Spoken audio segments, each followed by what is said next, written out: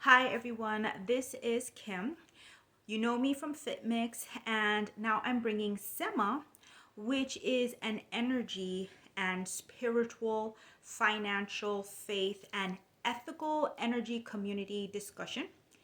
And this discussion group for this season will be talking about the topic of respecter of persons. What else do we know that as? Double standards and hypocrisy, biases. So we're in the season of countdown to character verdict. And as we know, year round there are countdowns.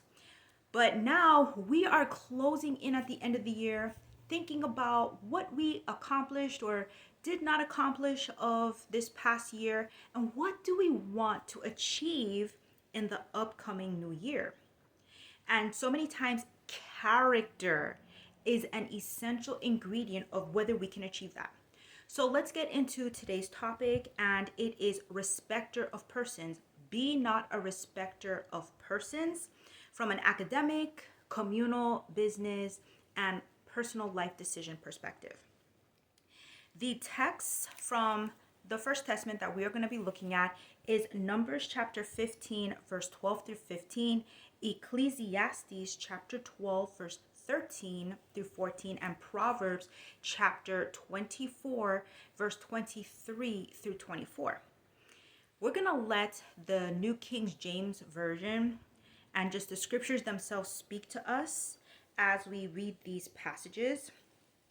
And this is a truncated, shortened version because not everybody can watch the 20-minute version of this. So let's go. According to the number that you prepare, so you shall do with everyone according to their number. All who are native born shall do these things in this manner, in presenting an offering made by fire, a sweet aroma to the Lord. And if a stranger dwells with you, or whoever is among you throughout your generations would present an offering by fire, a sweet aroma to the Lord, just as you, the native born Jew, does, so shall he, the stranger, or he or she.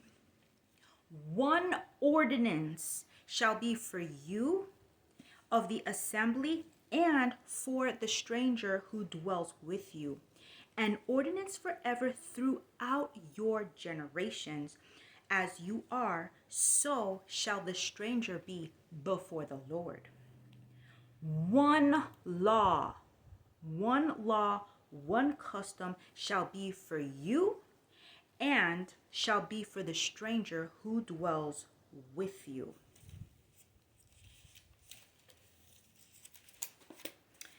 Ecclesiastes chapter 12, 13 through 14.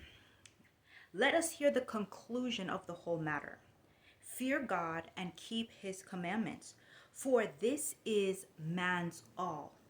For God will bring every work into judgment, including every secret thing, whether good or evil.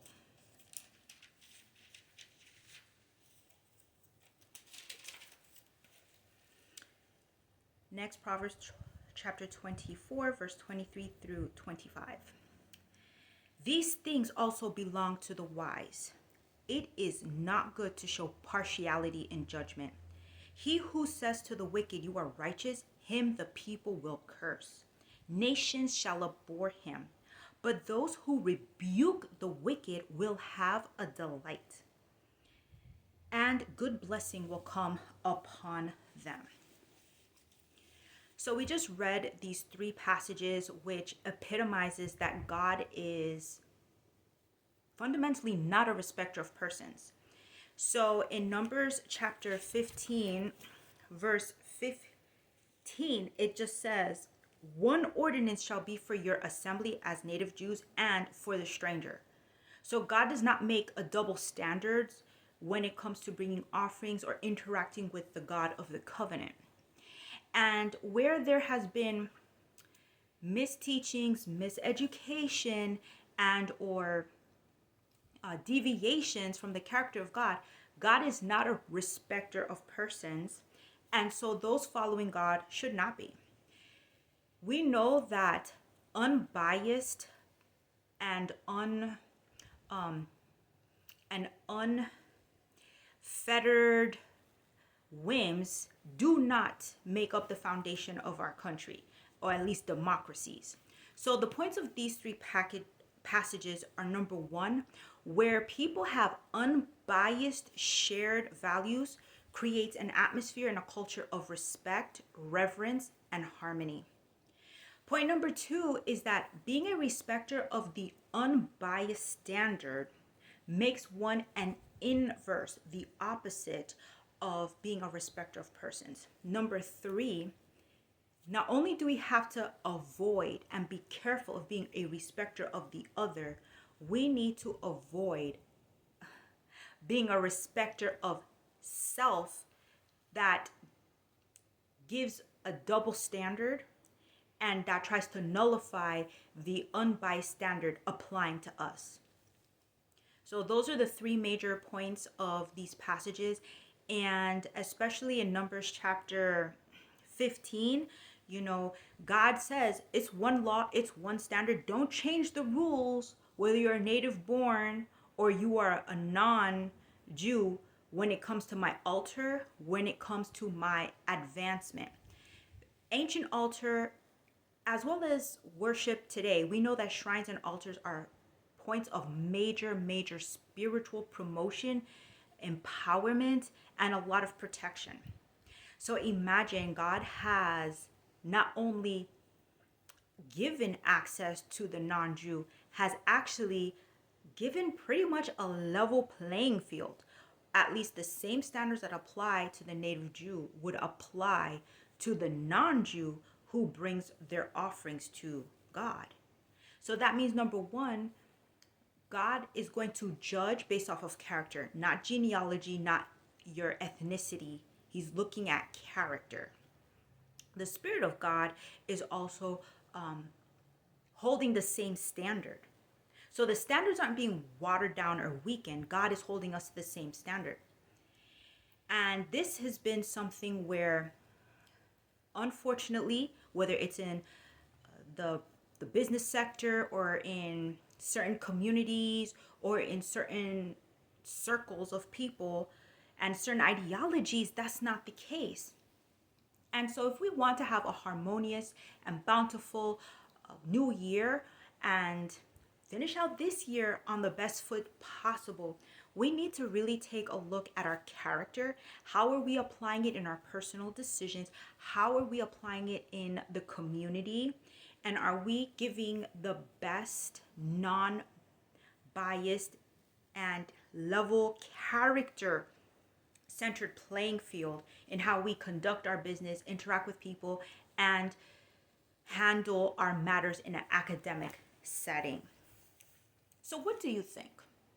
This is a ethical energy community.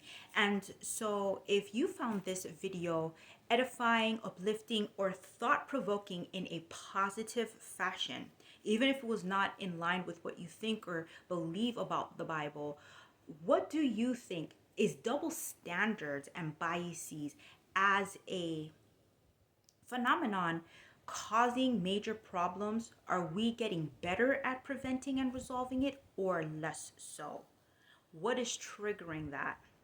And also, feel free to subscribe, share, and we have additional tools. If you are studying the Bible in a year or regularly, but need some additional support tools, accountability, we do have that additional resource. In addition, we want to be an environment where the Bible is thoroughly researched and that we all know it to a high degree of literacy for ourselves, because there's many controversies and many miseducations that came about because biblical literacy is really not just for people who necessarily attend houses of worship only. The doctrine of the Bible is historical or has major historical implications. It has many geographical and other important backgrounds and context to research and know. And the best defense against misinformation is knowing a specific document for ourselves. So, with that, I hope that this is going to help us address the ongoing issues of character biases, double standards, and that we can have communities of mutual respect, reverence, and harmony based off of unbiased shared values. Take care.